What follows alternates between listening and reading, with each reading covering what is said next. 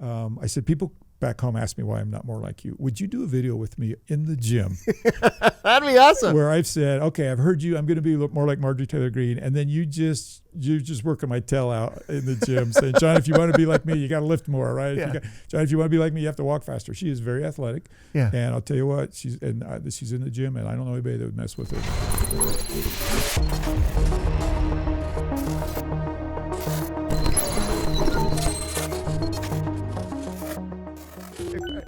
Hey, thanks for coming on the show, Congressman yes. Curtis. John, you know me. It's John. Yeah, I don't know what I'm supposed to call you. Yeah, John works. We've known each other for a very long time. I've been trying to get my wife to call me Chief forever and ever, and it's just not working. So I think John's going to be fine.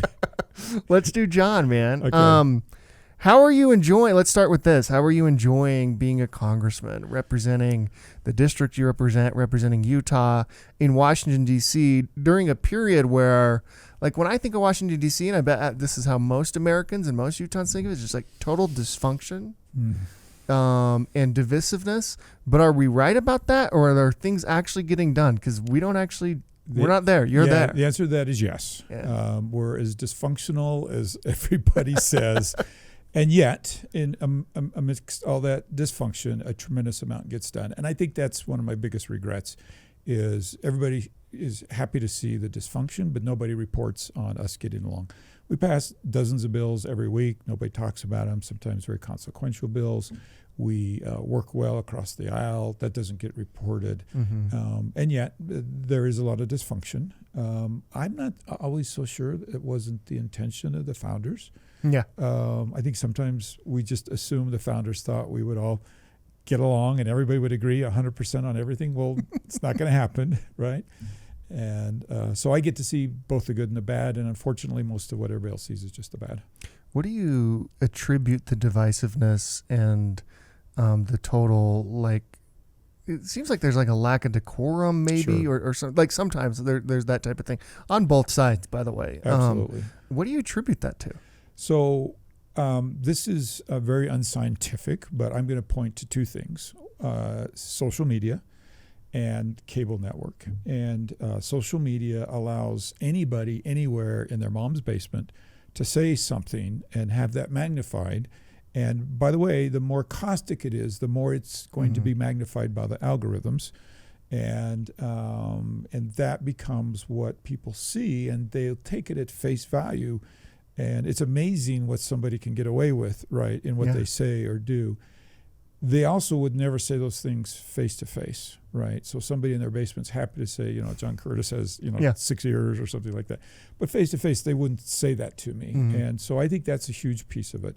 The other is this cable network situation where they're paid on sensationalism, and they get viewers. The more crazy it is, the more viewers they get. And I can't tell you how many times I've been disappointed in a bill that passed that was really, really good that they didn't even talk about. Yeah. But they're talking about the fight between Marjorie Taylor Greene and Borbett. Yeah. Do you think they're losing influence because of that? Like cable news and that whole kind of like apparatus? Because again, like I used to, I'm just telling you, like as a Utah and somebody who's, never, I think the most involved I've ever been in politics is when you ran for Congress the first time. And I wasn't that involved. But I never made it without you. To be clear, I had nothing to do with it. But that was like the most I'd ever been involved. I think I got like a packet or something. I don't know if I ever did anything. But like it seems to me like when I think of like CNN or Fox News or MSNBC or these types of things, I'm thinking like just avoid, like that doesn't matter anymore. So clearly for people like you, that is correct. But on the other hand, there are millions and millions and millions. Yeah. Their viewership is growing. Right. And I can't tell you how often somebody will come up to me and ask me about something that is not a thing in Washington, but they've heard it on cable news. Yeah. And so they think it's a thing. And so they're thriving because that sensationalism is attracting viewers. Viewers, bring advertisement, brings revenue. And it's clear to me, it's clearly about revenue. Yeah. And it's not about getting correct information out. Oh, for sure. And then there's like commercials, and Oh, it's my always goodness. about like Yeah. back pain or something like My that. pillow. Yeah. My pillow. Yeah, yes. exactly. It's always like, okay, what's his next product? I can't remember what I saw the other day, but he has his next product, right? Do you have to watch a lot of the new stuff to like kind of keep an eye on what's happening? Yes and no. Like I say, like I like to go to. I'll read the Wall Street Journal. Yeah. I'll read Bloomberg.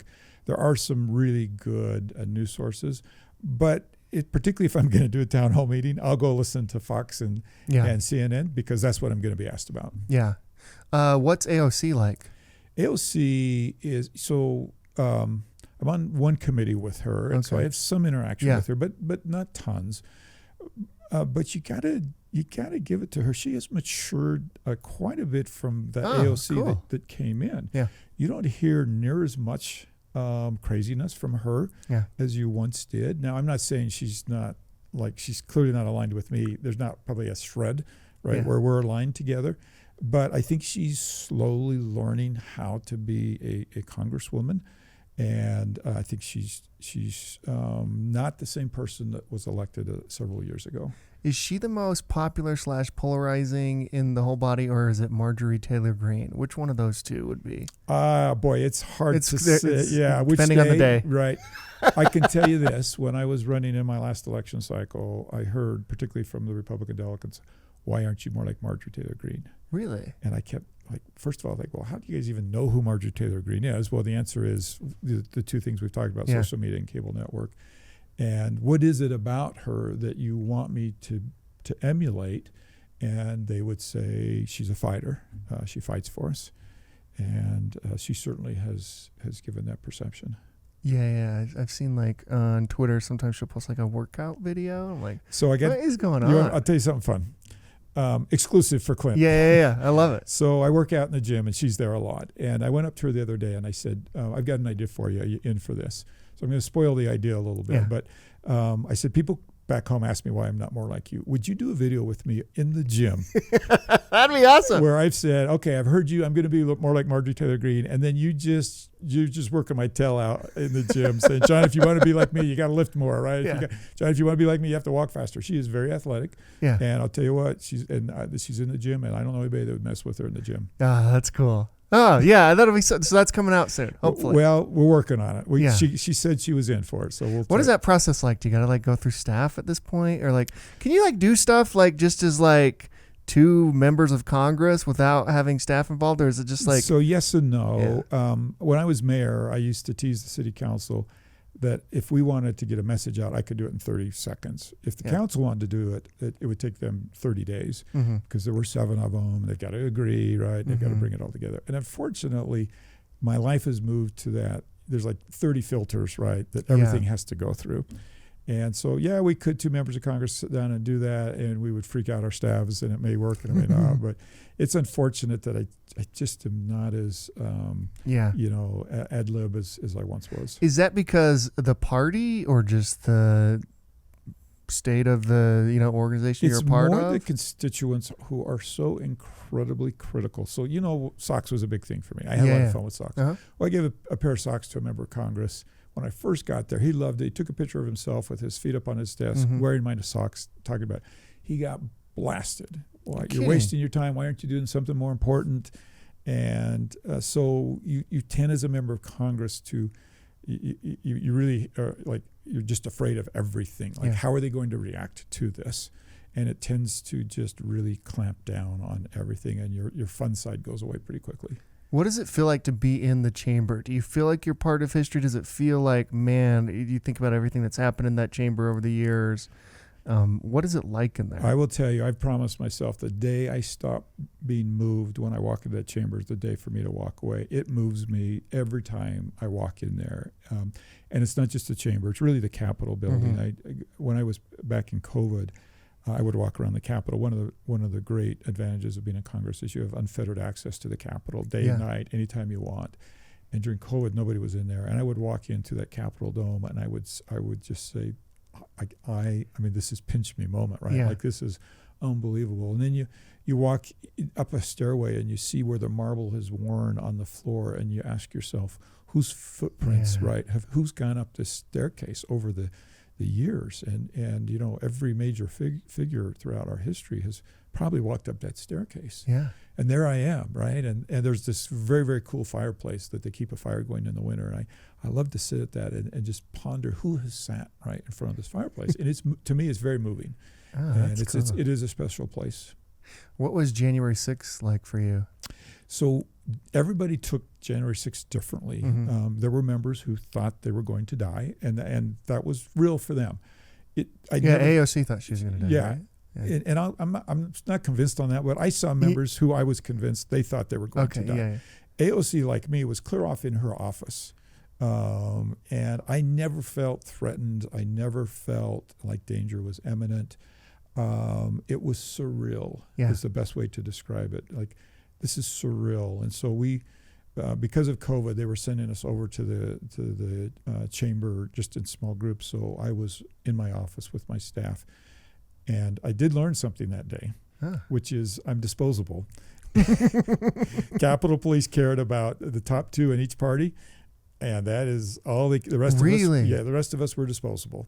And so they were quickly gathered up. The rest of us were fending ourselves. So we spent the day fending for ourselves, worried, deciding where we could go, where we couldn't go, how we were going to eat, what we were not, And so I had a number of provisions in my office, and we fed a lot of people that day. We were breaking out things that had been on my counter for like the people who were coming in, you were feeding. So it was, yes, like for instance, Congressman Moore was brand new. He'd been there 3 days, and so we had his staff over. We gave him what food we had, a few bananas and some rice on just some different things like that.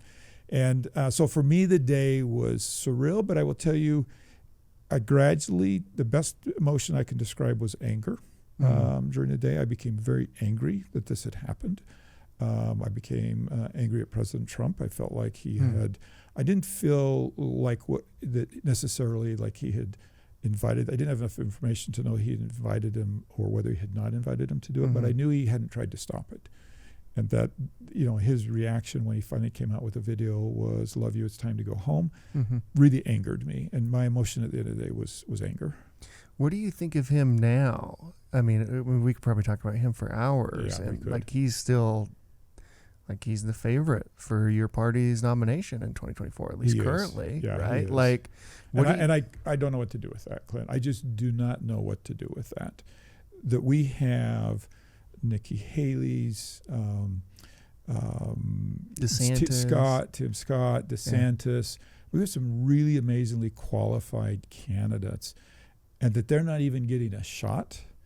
I don't know how to process that. I would, if I had a magic wand, I would have a very thoughtful Republican nominating process with debates, and we're not having thoughtful discussion about immigration. We're not having thoughtful discussion about inflation. We're not. Have you heard anybody's platform on how they're going to solve any of these serious problems with the country? And this is the place where that should be happening, right? This is the place where, okay, here's my idea, and that's debated, and somebody has enough good ideas that they rise to prominence, and then they become our nominee.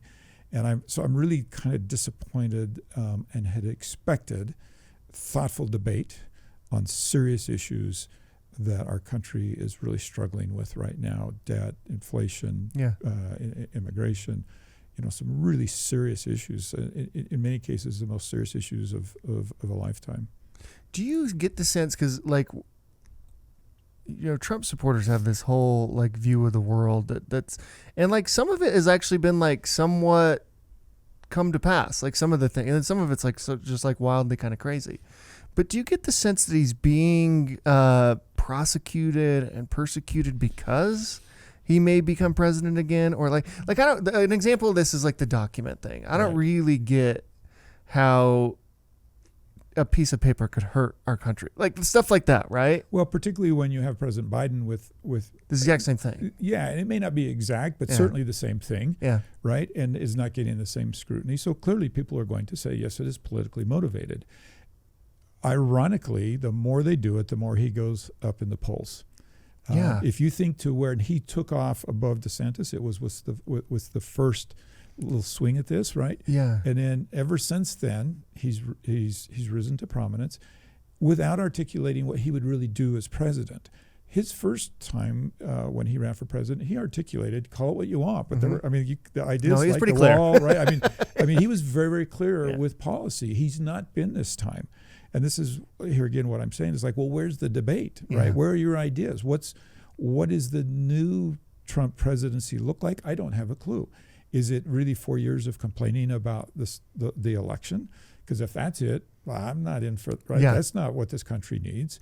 And yet, the more they come after him, the better he does in the polls. Oh, I'm convinced if they put him in jail, he'd win. Oh, He'd win from jail. Right, and then the first thing he would do is pardon himself. Yeah, and exactly. I was like, okay, well, that was really helpful for healing Which, the like, country. it's interesting. Like, if it is like his coordinated thing, which who knows? I never know. It's hard to get three people to agree on anything. So the whole coordinated thing, I never really understand. But if it is like coordinated by the party or by like the current people who are in power, like, do they not understand? Like, hey, this is like going to make him wildly popular, and not even just to the base. Like, there are people like me who's, I'm like, are we seriously charging like 34 felonies because he had pieces of paper? You've really got to explain that to people how that makes any sense at all. I have watched and observed what I would call the hate of Trump be so strong that it blinds them. Yeah. And I think that's the best way I can describe it right now. There is angry hate for President Trump by many. Therefore, anything that they can do to swing at him, they're going to do without a rational thought process of what are the consequences of this. So if you think about the consequences of charging him with the 30 plus felonies, okay, how do you not charge President Biden with some? Yeah. Right. They don't think that through. How's that going to look to the American people? They're not thinking that through. And I also see something that I think is very hypocritical, which is, and these documents is a good example, is that I know this is going to be like controversial, but I'm just going to lay it out there. Everything that somebody can point to that they don't like about Trump, I can show you in Biden. Yeah. Everything. Yeah. And so let me give you a couple of examples. They hated that President Trump was destroying institutions. Well, what happens when President Biden says the Supreme Court's not normal? He's destroying institutions, right? But they hate it when they hear it from Trump, and they give it a pass when they hear it from Biden. And we're in a bad place right now because of the accountability and that somehow that is okay. It's okay for what President Biden said when he lost the lawsuit on the student loans was it's those dang Republicans, right? Like, well, that's not okay. That's not why he lost the lawsuit. He lost the lawsuit because he used executive power that he didn't have. And he knew that. He'd actually made statements of that before he used that executive power. And so I don't mean to be overly hard on President Biden, but it just feels like we're all pointing it out with President Trump. Why isn't it pointed out on the other side? Here's a super controversial question, and you don't have to answer it. Do you believe more than 50% of the time President Biden knows he's president? Yeah, I don't. The answer to that is I don't know. And likewise, with President Trump, you could say, did President Trump know when he would do certain things that would have these good outcomes, or was he lucky? Yeah. Right? I don't know the answer to that, and nor do I know. Because these blunders and these like when he said like Putin's losing the war in Iraq recently and things like that, it's like, man, I mean, I don't think there should be age limits for presidents, all that type of stuff, but there should probably be some sort of like cognitive. So I'm actually preparing a speech right now, and there are several points about how we get better governance, and one of them is we get the government we deserve. So they're ready to jump in and put Biden back in as president. Well, they deserve what they get. Does that make sense? Like, you're really going to put somebody who is that incompetent in public up for re-election so he's still got a year and a half left in his term, and he's got another 4 years, and you're okay with that? You've seen like the senator from California who can't come fulfill her committee assignments, but was just re-elected. Well, they knew, right, but they couldn't help themselves. And it's so, I'm being a little hard on Democrats, but you've pointed out earlier, and I'm going to totally agree with you. This is not a party thing. This is a people thing. There's as many flaws on the right as there is on the left right now. And nobody really can claim that we're doing it right. I mean, a lot of people say like, hey, it's because of gerrymandering or these various things where like, hey, the most extreme person in the primary will win, and no matter like, and this is kind of true in Utah. Like, if you win the Republican nomination, no matter the office, Game over, you're going to win. Like that's decided in June, not November, right? When Spencer Cox beat John Huntsman, I congratulated him for being the next governor, and I got a little flack for that. They're like, hey, there's this other guy. I'm well, no, there's not. No, there's not. There's not really. Yeah. I mean, the Democrats didn't even put up somebody to run against Mike Lee. Right. They just like they're just like we don't even think we can do anything. Yeah, our best chance to beat him. Let's give is in this the Republican Evan primary. McMullen guy Yeah. a chance, and you know, so like, how does that happen? How is this the same party that elected Mitt Romney to be their nominee in 2012? It feels like, man, that's only a little over a decade ago. So I would say both parties are very long ways away from where they were a decade ago. A decade ago, Bernie Sanders was running on some of these very liberal ideas, and everybody said, including Democrats, said he's crazy. Mm-hmm. He's a socialist. Today, those are fully embraced and exceeded on their side. On our side, this is not the party of Romney. I mean, clearly. I mean, people are very angry with Romney. And so I think, you know, kind of the question is what's happened in our country in the last decade to move us to where we are. And I don't fully have the answer for that. I'll come back to pivot to there's a lot of good people and a lot of good happening, so it's not like all's lost. But it's clear we're not in the same place that we were. Now, I think it's really important, Clint, to give your listeners a little bit of hope, too. Mm-hmm. And I would point out our country's been in some very bad places. Yeah. Civil War. Right? Sure. Yeah. Watergate, right? Yeah.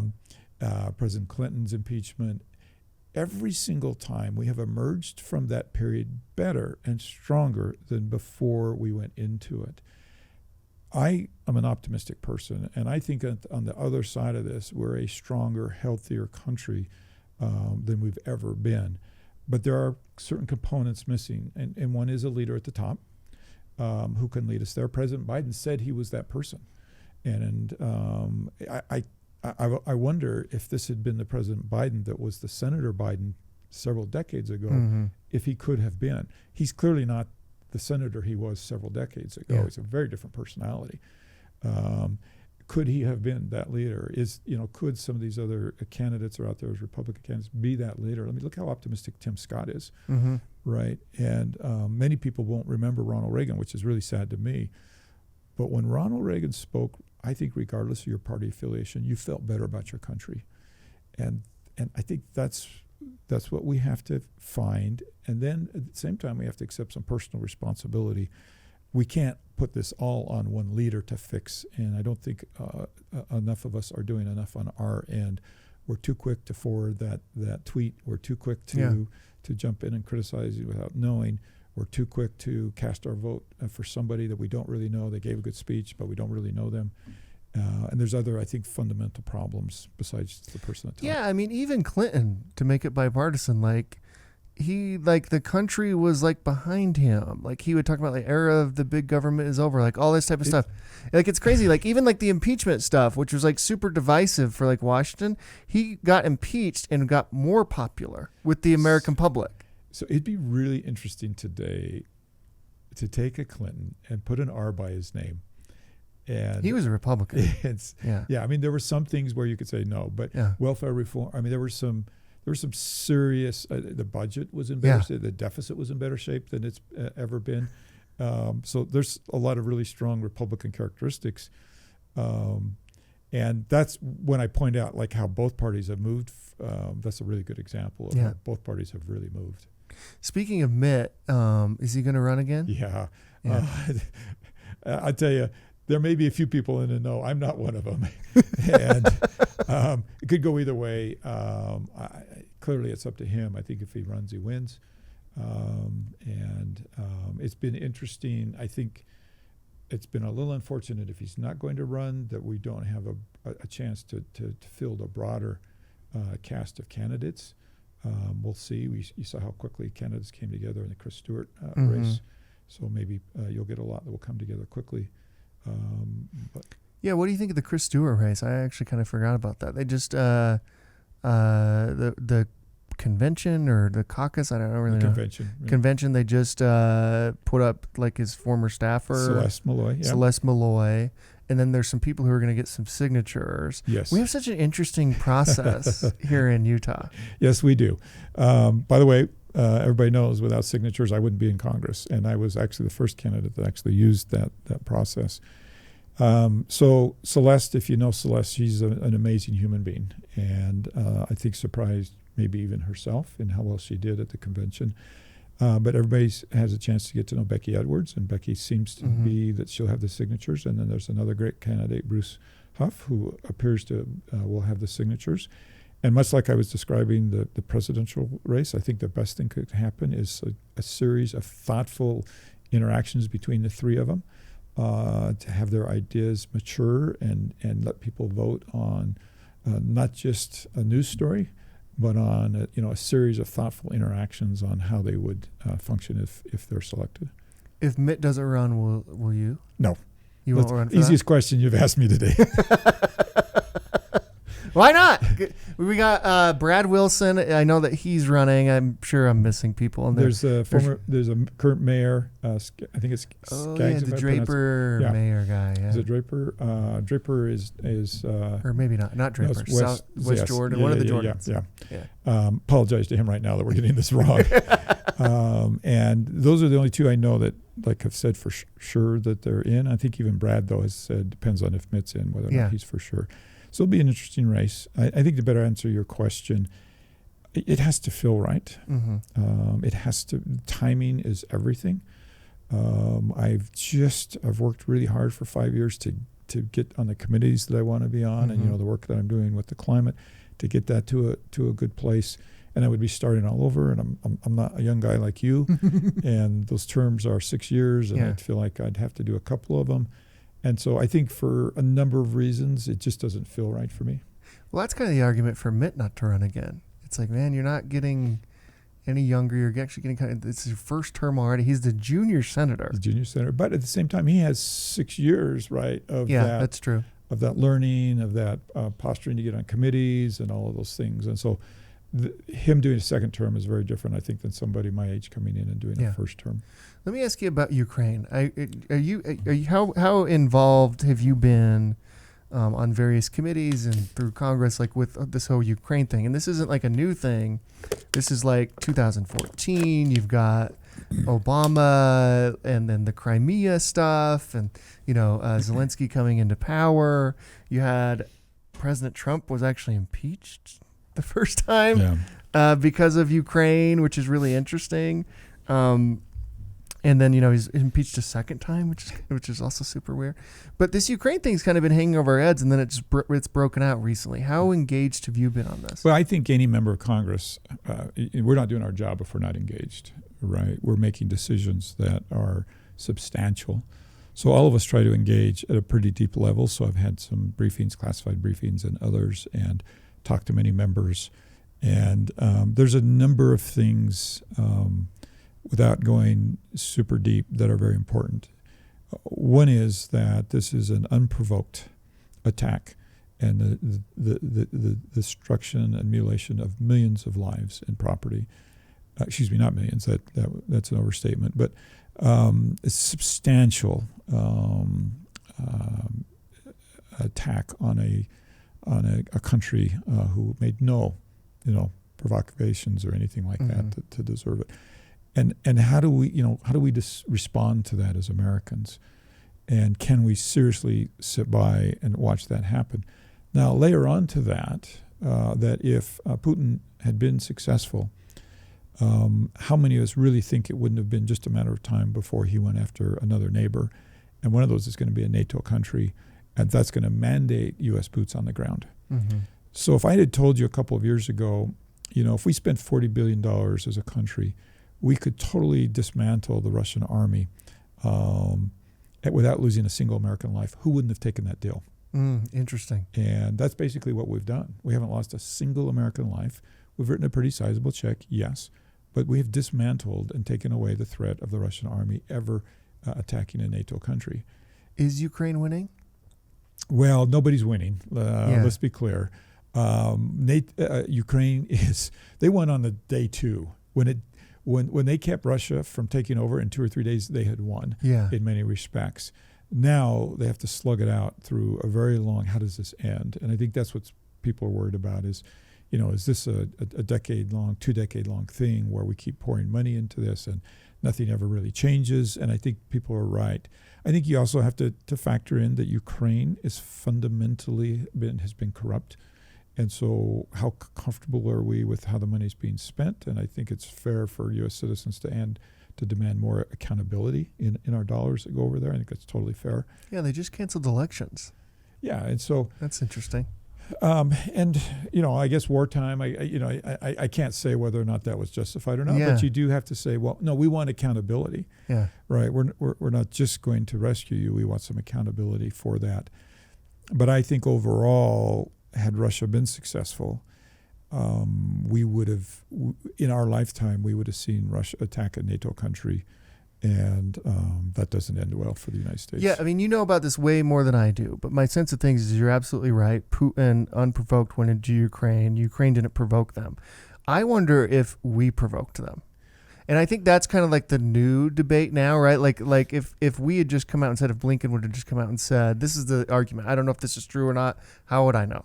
But the argument is if Blinken just would have said, hey, we're not going to let Ukraine into NATO, none of this happens. Do you think that's true? I think that's an oversimplification. Okay. I think it's fair to say that we poked the bear, which is exactly what we're doing with China right now. Mm-hmm. And we're escalating with China, and not really for any. I mean, we're doing stupid stuff when we call their leader a dictator. Oh my gosh. Yeah. First of all, though, you have to say, well, like, it's kind of funny that China pushes back on that, because if he's not a dictator, I'm not quite sure what he is. Of course he is. But to call him, it was viewed as a very derogatory statement by our president.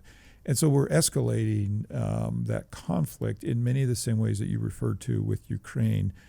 And so this hypothetically, if China invaded Taiwan today, would we blame us because we had escalated? I don't know. We wouldn't. Nor should we blame us that he invaded Ukraine. Provoking and poking the bear doesn't justify an unprovoked attack.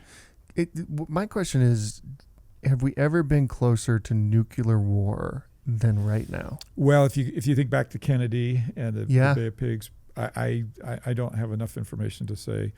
I do think there are a lot of safeguards in place, but on the other hand, who really trusts Putin not to fire off a nuclear weapon? Yeah, this is the crazy thing, man. It's like, okay, like it's cool, like you said before, like, hey, let's spend $40 billion and dismantle the Russian army.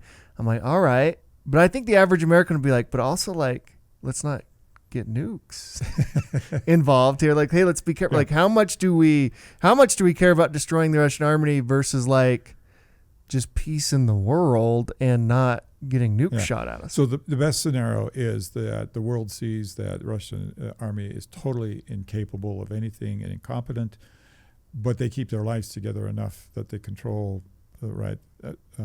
so if Russia breaks down, we almost saw that a week ago. Yeah. Well, what happens now if you have a former prisoner, the Wagner Group, now leading Russia? What happens to those nuclear weapons? Does he sell them? Does he, so it could become far more unstable than it is. Yeah, what did you think of that? Because that was kind of crazy. By the way, I'd never even heard of this guy. So I hadn't. Yeah, I hadn't. Yeah. And all of a sudden, it's like there's a whole separate army, and they've got troops around the world, and these are all former prisoners. And he's like a former chef of like Putin's like this guy sounds nuts. It actually sounds crazy, but man, like, and it seemed like we were kind of rooting that on, or at least pointing out like, hey, look at how inept or how much little control Putin has. But it seemed like, hey man, if that guy took over for Putin, that would be worse. I think that's correct, and I think many of us have falsely assumed, hey, if Putin fails, somebody better will step in, and this is a really good example of how it could be worse. So how do we end it? Well, Ukraine's on the offensive now. Let's see how that goes. If they're able to regain enough territory that they feel good about it, that it could be done, I think that could end it. I don't think Ukraine's going to settle for giving up vast amounts of territory. And so this literally could go on for many decades, which is not good at all. If Trump is elected, do you think he ends it? Well, he said he would. He said he would. Yeah, within but I never know what that hours. means. Nixon said he would end Vietnam. Yeah, right? yeah. It's not as easy. So I don't know the answer. I know that the philosophy as President Trump is that the United States should probably have less involvement than more in something like that, and that they should figure it out and bring it to a conclusion. That doesn't happen without Ukraine losing a lot of landmass right now, and it appears that they're not willing to do that.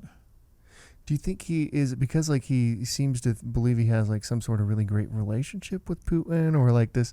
Because I think it is an interesting, at least thought exercise to wonder, does this happen were he president and not Biden? Well, I think I don't know about every academic and every scholar, but I can tell you for me personally, Putin doesn't invade Russia under Trump. Yeah, I don't think so either. For all his blemishes, nobody knew how Trump would react, and that's right. So if you know exactly how the U.S. is going to react, which is I think how Russia knew how Biden was going to react, why not? Yeah. Right. But if you don't know how Trump's going to react, that scares you. Changing topics a little bit, well, completely. Now that we've solved this. Now that we've solved Ukraine. COVID. I want to get your take on what we learned from that, where the government may have messed up, where the state, of Utah may have messed up, and just generally like where we're at now post-COVID. Well, I suspect historians will look back and say they were absolutely crazy. Yeah. What were they thinking? And a couple of areas that stick out to me is the most dramatic is what we did to an entire generation of 5, 6, 7, 8-year-olds. It's one thing for a high school kid to miss their prom. I hate that it happened, but they'll survive. Mm-hmm. A first grader who didn't learn to read, a second grader who didn't learn to read, a third grader who was the same, we know for a fact if a young child doesn't learn to read in those important years, it impacts them the rest of their life. And we did that to an entire generation. And I think that is so unfortunate. And just of the biggest mistakes we made, I think that was one of them. We didn't know a lot, but we knew this wasn't spreading among children. Mm-hmm. The cost of what we took by quarantining them far exceeded the cost of the illness that they would have had, and what a huge mistake. And so that was a mistake. Shutting down our economy was a mistake. Mm-hmm. We could have been careful without shutting down our economy. And I wish we would have moved a little bit more to kind of buyer beware, like just be careful, right? Mm-hmm. If you're going to go shopping, right, then be careful and make good decisions. And here are the facts, everybody. And then you make good decisions. And instead, we reverted to this shutdown craziness. I remember like that first week going into a restaurant, and all the chairs were up on the table, and they allowed us to do a takeout order. And we took that order outside. And we were shutting down playgrounds because we were told it was spread by surfaces. They're shutting down beaches in California. Yeah. And I mean, it's unfortunate. And now, to cut ourselves some slack, we didn't know. Yeah, I think that's fair slack too, because I mean we were there, right? And who knew? Like it was like, you think Spanish flu is your paradigm. Yeah, right? a whole bunch is like a lot of people are going to die. What are you going to do? Yeah. But it is interesting. Like once we knew, it took far too long. Yeah, it took far too long. Now I will tell you, through that period of time, I was required to travel back to Washington. I did a lot of traveling. Never had any problem. Of course, there were just 2 or 3 of us on an airplane at the time. But I think to your point, okay, so you can justify that because we didn't know. But then why, and this is where Utah did it much better, getting their schools back going. Why did we allow some states to go 3 years without school? Why did we allow that? It just makes no sense. Why did this happen? Do you have any why was it like, hey, even kids should be vaccinated? Kids should not be going to school. We should all stay in our homes. Like, it does seem like there was a point where it was like there were like reasonable and very intelligent experts pushing back, saying this is not true. And they were shunned. So Yeah. think about, like, this is a really good lesson for social media, because social media keeps saying, you know what, anything that's not true, we're going to filter out and not allow it to be on our platform. Mm-hmm. Oh, really? Oh, really? So how do you know what truth is? Because we were told, first of all, you don't need masks. Yeah. And then we were told you need masks. And then we were told you need double mask. And then how many times did truth change? Yeah. Right, during COVID. So how is it really possible for a social media company to filter out truth? They don't know. Truth. Impossible. Yeah, we all spend our life trying to figure out what truth is. Yeah, it's impossible. How could you possibly? Nobody looks good coming out. Like, no one looks good coming out of it. But it is interesting, like, we're mandating this vaccine on, in the American people. Like, in order to go to a Jazz game, to kind of localize it, you had to be vaccinated. Oh, I remember going to You had to Jazz show your game. Vax card. Yep. Or you didn't get into a Jazz game. That's right. Right? And there were even like sections where you needed even more of that, even more details than just a vaccine in order to get there. It was crazy. As I look back on that, I can't believe that. But I can't. I also, like, at the time, it made sense kind of, and I don't think there was like malice. But I'm just like trying to figure out like how that happened. And it seems like these, and this is why I actually think Robert Kennedy Jr. is doing so well. Actually, even in the Democratic Party, is he's kind of pointing out, like, hey, the companies that we all mandated, everybody take their vaccine, have been like sued and lost lawsuits to the tune of like $30 billion in the past decade for fraud and malpractice and all this type of stuff. Like, it's like if there's ever a time for Robert F. Kennedy Jr. to run for president, it's right now, post-COVID. So I actually have a very, very, very conservative friend who told me the other day he would likely vote for Kennedy. Yeah, I think Americans are looking at that now and being like, because he was, formerly looked as like a kook or like some conspiracy theorist or some like anti-vaccine guy, and now like everything he's saying is like, interesting. Yeah.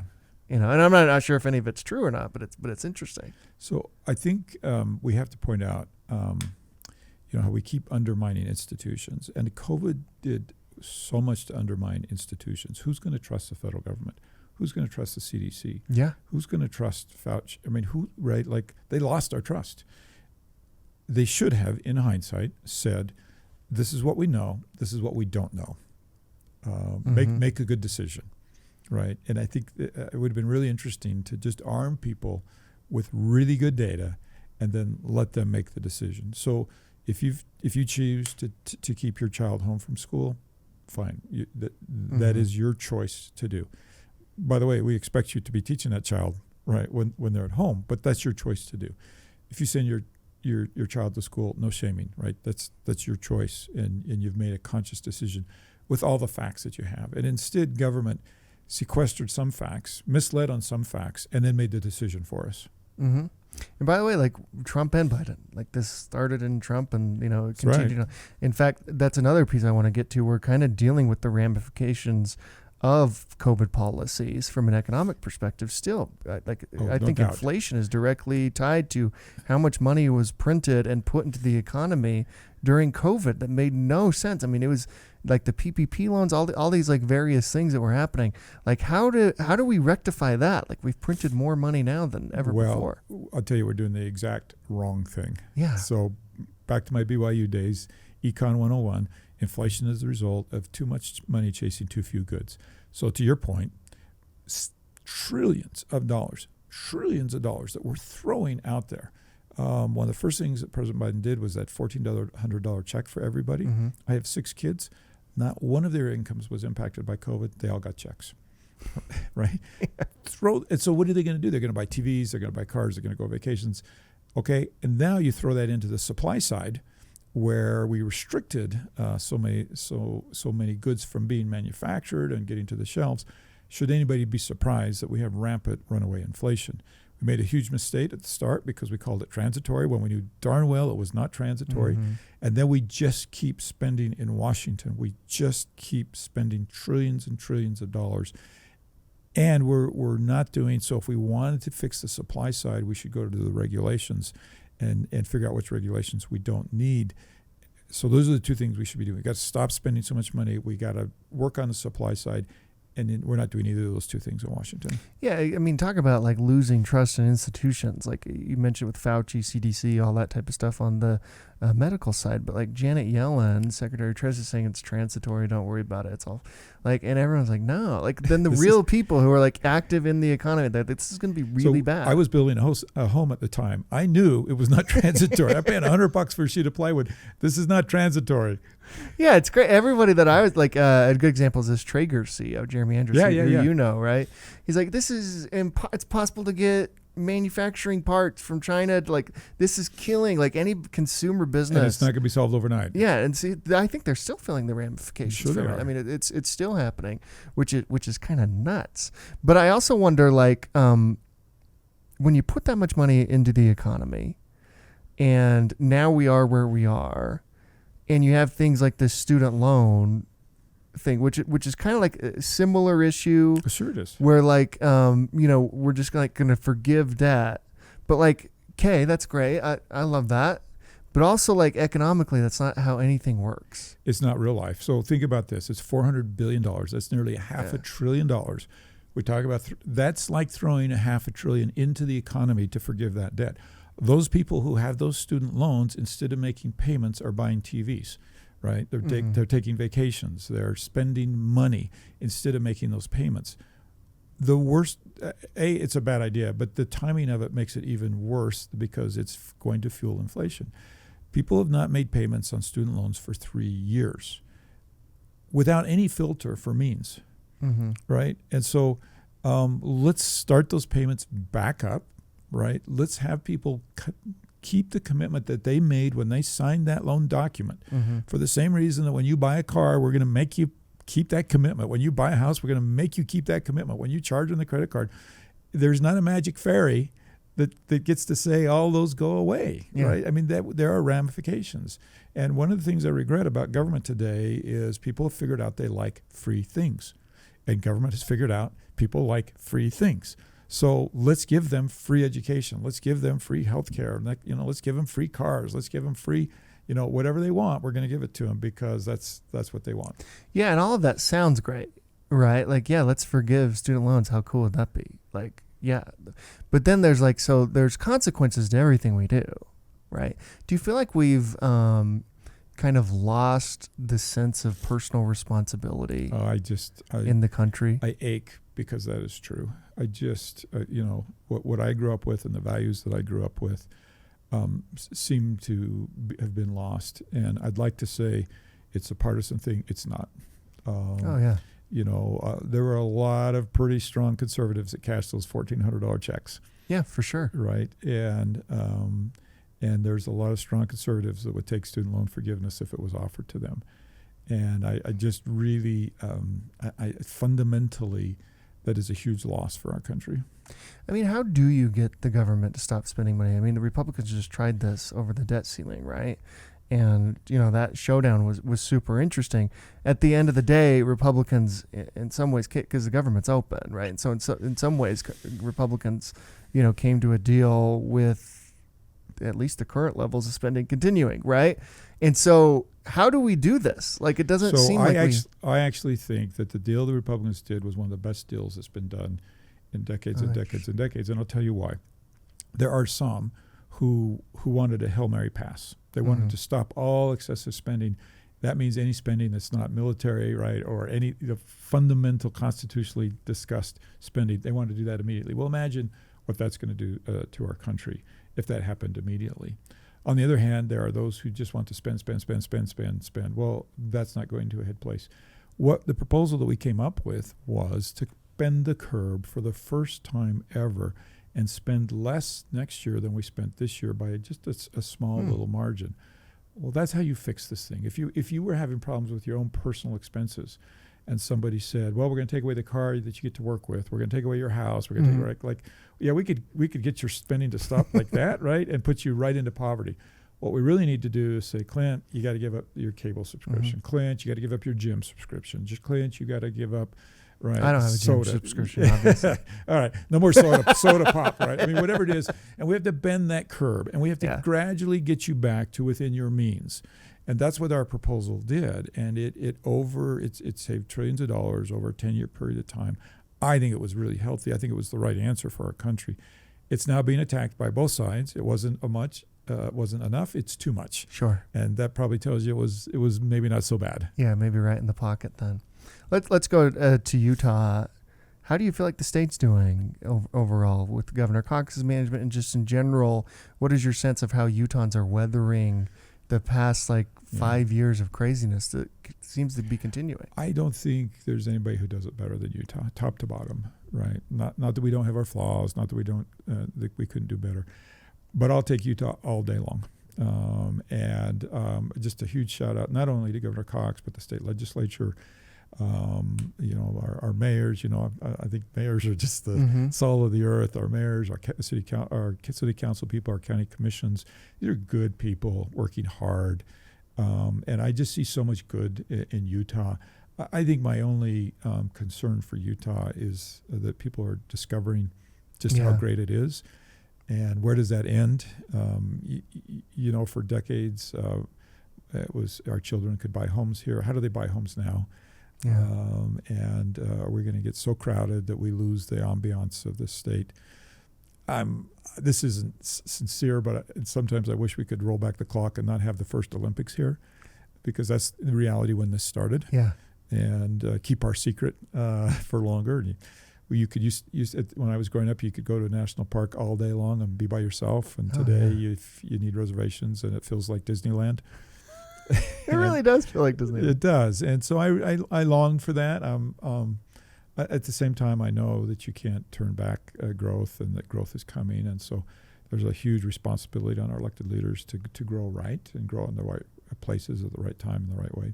Well, you're talking to the CEO of Silicon Slopes, who probably hasn't helped matters in terms of the growth. Yes, I could blame you for. But I am a lifelong Utahn, and I care about all the same things, and I agree with everything you just said. How do you manage growth? Sure. How does the state manage growth in the right way? Because what I worry about, and I've said this for years, is I don't want us to become Silicon Valley. If you don't work in tech in Silicon Valley, you've been priced out. You're out. Right? Or you're what San Francisco is right now, right? Yeah. And there's kind of no in between. How do we avoid that reality happening here? Well, I don't know that it's fully avoidable, but let me give you a couple of examples. The work that's going into the Point, the old prison site, brings dozens and dozens of leaders together for many, many months to brainstorm what they want that area to look like and how are they going to deal with transportation, with pollution, with quality of life issues. Now contrast that to the way that Lehigh grew, which you know well, right? And think of that darn SR, is it 92? How many times that interchange has been redone in the last decade? Remember how much we hated on Lehigh when you were mayor? Oh, yeah. So I love Lehighans. I'm sure, Lehighans or whatever. However, Lehights, maybe. Who knows what it is. But the government's made some serious mistakes. And one of them was, hey, we have land, we'll give it to you. We want jobs so bad that we'll give you this land. Come build your big places without impact fees, without collecting the revenue from that growth that would have fueled the roads, the infrastructure that area needed, the planning that it needed. So in my opinion, it lacked planning, and then bad decisions were made. And then we asked the rest of the state to pay for those bad decisions, which I think is unfair. Instead, as those businesses came in, had they had the right things in place, those businesses would have paid through impact fees and otherwise for that infrastructure. So I think those two places right next to each other is a good answer to your question of long planning. Don't lay that foundation until you know what it's going to look like. Daybreak is a really good example. My daughter lives out in Daybreak. I love going out there. You see parks, you see churches, you see it's open like you're not space. even in Utah. It's like the Truman Show out there. Because so somebody decided before the first sidewalk went down how wide sidewalk should be. Yeah. Somebody decided before the first home was built how much open space a community needs. And so all those decisions were made in advance, and now you have a beautiful community where people really want to live, and you have an extremely high quality of life. Quick question around Major League Baseball. It seems like we're going to get a Major League Baseball team. I hope so. which is counter what I've just said, because that'll bring more growth, right? Well, here's my question for you, and this is what we need to do. How do we get this thing to be in Utah County and not like, man, Utah County, we've had to drive up to watch Jazz games forever. Yeah. Like, make Salt Lake County drive down to Utah County. And isn't Utah County going to be bigger than Salt Lake County in like 2020? Yeah, before long. 2040 or something like that? Like, how do we get it down here? Or do we not want it here? So the question is should be asked before, like, let's decide that, like, because what comes with it? Yeah. Is it traffic? Is it, like, think about Provo on a football Saturday game. It changes your life, right? So which community wants that? Utah County may not want it. So, but we may or we may not. Let's ask that question. Yeah. And have a thoughtful answer before we go after it and try for it. There may be some land in the right place where that could go without bothering infrastructure, right? Without bothering everybody. But having been the mayor in the town where BYU is, I know when they put new lights up at the stadium, that bugs neighbors. I know when they put a new sign on the end zone, that bugs neighbors, right?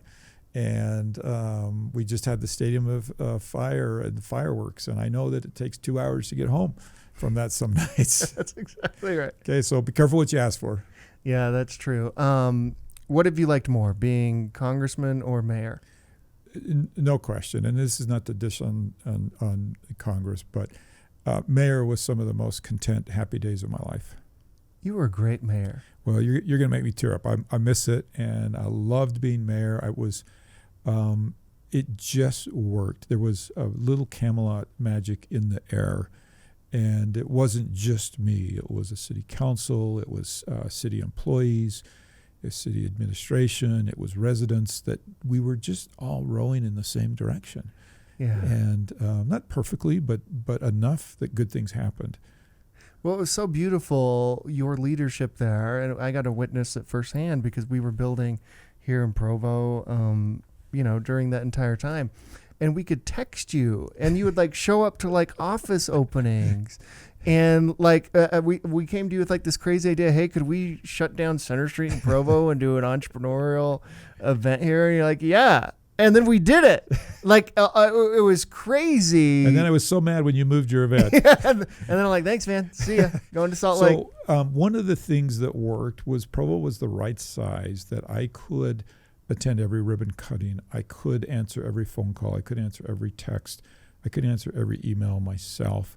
And I think that was part of the magic, is that the size of Provo was the perfect size, if that makes sense, for me and my skill sets. And and then, when you go to Congress, I now had 7 times more constituents. Yeah. The geography, having to commute back and forth. And it's almost overwhelming to try to keep that same level of accessibility. How are you feeling about the future for yourself personally, the country, the state? How are you feeling about things? So I'm an optimist. I have high expectations for the future of this country.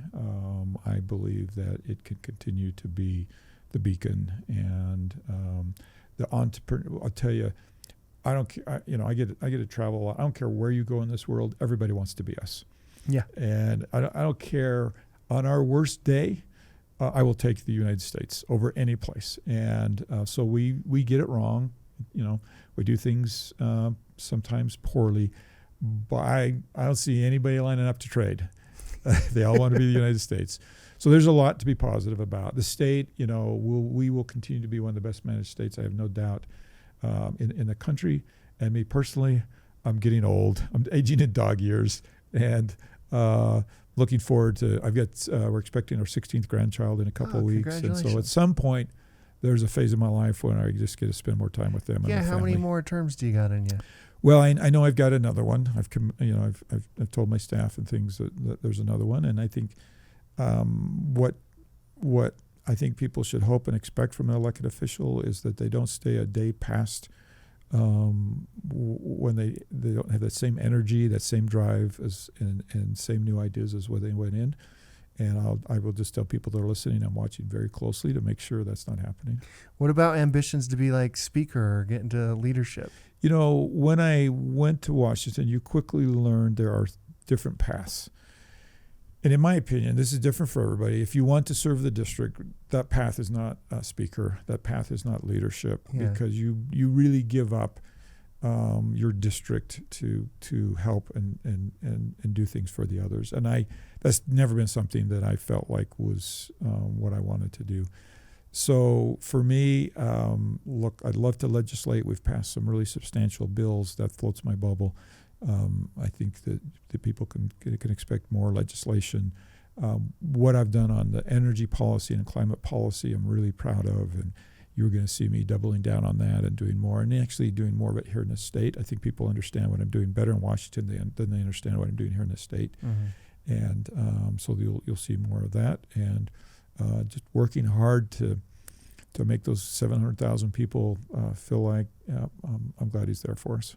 Well, I'm glad you're there for us, Congressman. Thank you for everything you've done for me personally, for this organization. A lot of people don't know Silicon Slopes wouldn't exist without you. Well, you're more than kind, and I can't help but more than you know, I think back to that interview in my office.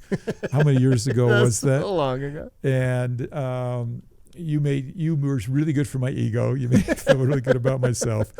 And I've just really enjoyed our relationship. So proud of the work that you've done here at Silicon Slopes. I brag about you and about Silicon Slopes everywhere I go. And I'm just really, really proud that this is part of my district, and proud to know you, and so grateful for your success. Well, the feeling is mutual, my friend. Thanks for coming on. We'll have you on again. I hope so. Because I know the community loves hearing from you. Well, I hope so. Let's do it again. Thanks for doing this. Okay, thanks, Clint. Okay.